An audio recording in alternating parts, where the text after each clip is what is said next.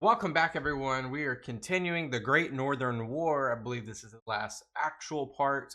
We'll have a bonus part, of course, called Lies after this, so stay tuned for that. But this is called Rise and Fall. We had an extremely huge rise early on of Charles, I think the 12th. But how things have changed, just with logistical errors, too much pride, etc., etc. Glad you're here with me. Let's jump right in. Hard on his heels. Ragged and battered, the tattered remnants of the Swedish army fly south. Charles hopes to find succor within the Ottoman Empire, but Peter is hard on his heels.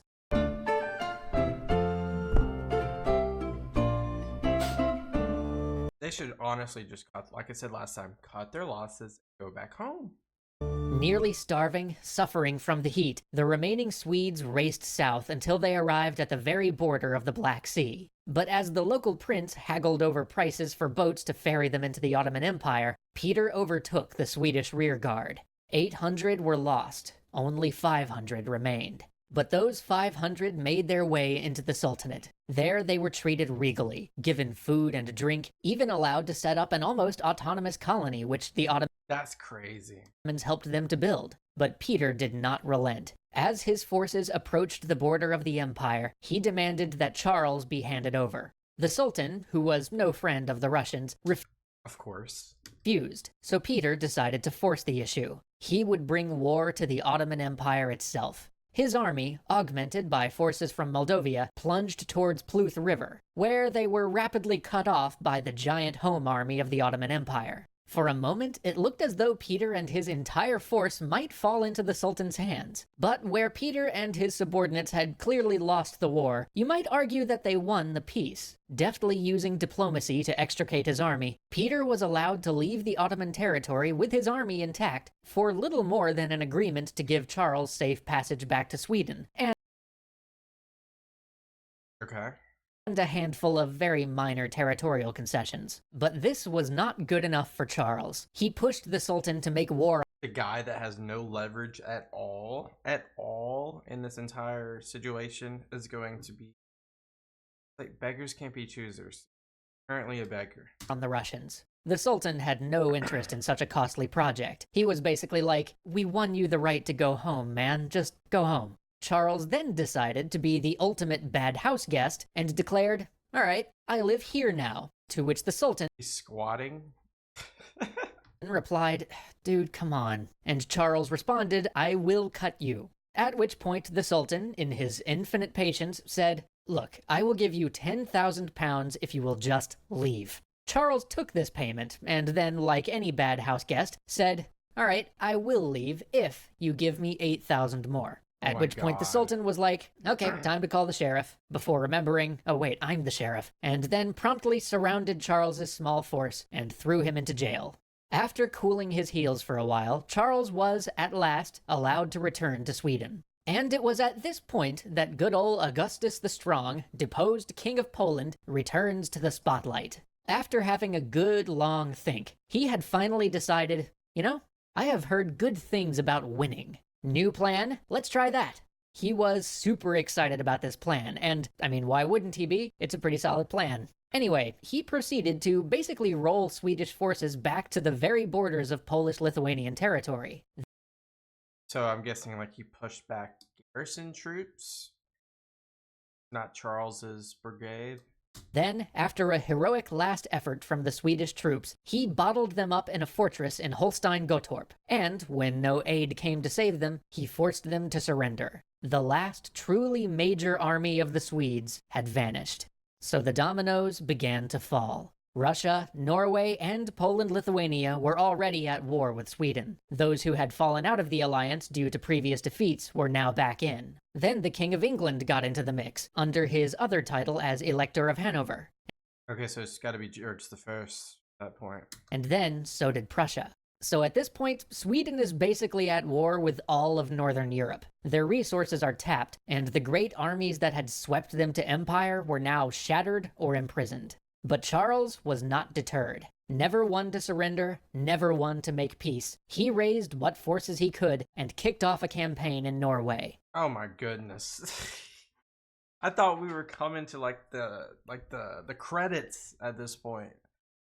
But no. Now we gotta go fight Norway. And this began pretty well. He cut his way through the thin Danish-Norwegian defenses, threatening to overwhelm the knife at the back of Sweden. But then disaster struck in the Baltic. Norwegian naval forces ambushed the Swedish fleet, nearly wiping it out. This left Charles unable to resupply, and he was forced to retreat once again. Meanwhile, in Finland, which was part of Sweden at the time, the Interesting. Russians had invaded. Initially, the going was slow. The Russians were impeded by poor roads and bad weather, but Peter, with his love of ships, settled on a new course of action. One where the Russian offensive would be centered on the coastline, where men and material could rapidly be transferred by sea. The Swedish commander in Finland was continually on the retreat, having neither the men nor the supplies necessary to contest the Russians. For this, is this where Finland falls to Russia? Like the territory of Finland? He was recalled and replaced with a man who was much more likely to agree to the native Finns' demand for a fight. And fight they did, twice. But long gone were the days when Swedish forces could beat the Russians 8-1, or even 2-1. The Swedish army in Finland was almost entirely made up of Finnish troops, not the Swedish corps who had done so much at the outset of the war, only to be eventually wiped out in Russia. This Finnish army was beaten back both times. This all occurred just before the Swedish Navy got stomped outside of Norway, and I'm sorry for how confusing these timelines are, but at this point everything is kinda happening at once. The Swedish fleet was sent to help out the Finnish forces, to take some of the pressure off. But Peter, great lover of sailing ships that he was, ironically used a fleet of galleys to blaze past them on a day in which the sea was calm. Soon, the Finnish front was untenable, and what troops were left were recalled to defend Sweden itself. But Charles was not yet done. He planned... It's crazy that there's not internal political pressure. There probably are happenings within Sweden right now when it comes to the political pressure. But I'm not sure. I'm not sure the landscape of how Sweden was during this time. Was it an absolute monarchy? Was it a constitutional monarchy? Was there two branches of government? Was there opposition to this war? There had to be opposition to the war, but how vocal was that opposition? How close to Charles was that opposition? Questions. And a return to Norway. He knew there was exactly one hope. He needed to capture the fortress of Fredrikstad, the very same place he had just lost his fleet failing to capture. He raised another 22,000 men for his last attempt to turn things around. Another thing I want to point out. Where's that? He has no allies. I mean, for like a blip, he had the Ottoman Empire. But where's your allies? You're just, I don't know, man. Their campaign in Norway was hard going, always in want of rations, having to swim across rivers or climb whole mountains to achieve the positioning that Charles wanted. But despite this suffering, Swedish discipline won out. And through this privation, the army never truly wavered, because they had always the example of their king, who always took the roughest tasks for himself. By November 1718, they made it to the fortress. Charles himself led an assault on the outerworks and overwhelmed them with his loyal grenadiers. Things were progressing nicely, but now the fortress had to be breached. On the 30th of November, Charles went to inspect the trench works. Laughing and joking with the men, he encouraged them in their work. Then, as night fell, the defenders put burning wreaths on the fortress wall to illuminate the surrounding ground. The king suspected that they might sortie out and try to smash the progress that had been made on the siege works before returning to the safety of their fort, so he climbed to the lip of the trench to get a better look. A nearby French officer, who had just joined the Swedes, called out to him, "That is no fit place for your majesty. Musket balls and cannonballs have as little respect for the king as for the common soldier." The king simply responded, "This is foreshadowing, I just see it. Don't be afraid." And one of the Swedish officers told the Frenchman, "Let him be. The more you warn him, the more he'll expose himself."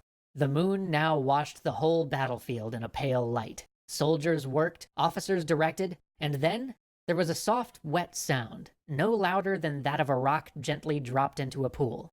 The king was dead. A shot had passed through his left temple and out the right. He died where he lay, right at the top of the trench works. The succession passed to his sister, but the spirit of the army was gone. A retreat was made, and preparations to defend the homeland began. But defense was only a dream. From 1719 to 1721, Sweden suffered brutal raids and incursions from the Russians until, at last, they were forced to make peace. Sweden had to cede almost all of its territory except for the home country itself and Finland, which, after an occupation known as the Great Wrath, the Russians agreed to leave be. The grand dream of Charles was smashed, and with it, the Swedish Empire. Sweden would never rise again to such a position of prominence on the world stage. But as Charles's dream lay in ruins, Peter's became a reality. Russia pushed westward, gaining ports along the Baltic coast. More importantly, they proved that they were a power on the rise, that no longer could calculations about European politics be made without factoring the Russians in. Interesting. Thus, the Great Northern War ends. And the wheel turns as one empire falls and another rises. Wow, beautiful. Where's a good here? So guys, the Great Northern War. I've seen a lot of comments. I appreciate all the comments of you know, contextual videos that might layer in more detailed showcases of what's happening within the Great Northern War, or the politics or the cultures of the certain states involved. Obviously, the three main Denmark, Norway, I think that was one state, but apparently it is. You have Poland, Lithuania, and then you have Russia. These three main adversaries to Sweden. And then, of course, Charles dies. I did not expect Charles to die at the end of the series. I didn't know that he would. He's been fearless, though. Like, he's definitely come across death a few times. Honestly, I thought he probably would die whenever he got shot in the foot because of his arrogance. I thought he was going to contract an infection and die, actually. However, that didn't happen yet. But, you know, the foreshadowing of him peering over the thing, who knows? You know, some things are romanticized over time, but that might have been the case where he just peeked over. People said don't. He still did it. He died. And then I thought for sure Finland would be ceded to the Russians after the, but it wasn't. So something has to happen later.